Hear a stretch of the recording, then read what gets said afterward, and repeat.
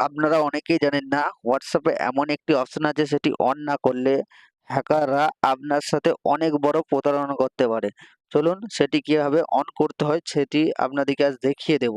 আপনারা প্রথমে হোয়াটসঅ্যাপ অ্যাপ্লিকেশনটি ওপেন করে নেবেন। ওপেন করে নেওয়ার পর এখানে দেখুন 3 লাইন আছে, 3 লাইনে ক্লিক করবেন এবং এই সেটিং অপশনটিতে ক্লিক করবেন। ক্লিক করার পর এখানে দেখুন লেখা আছে প্রাইভেসি, এখানে ক্লিক করবেন।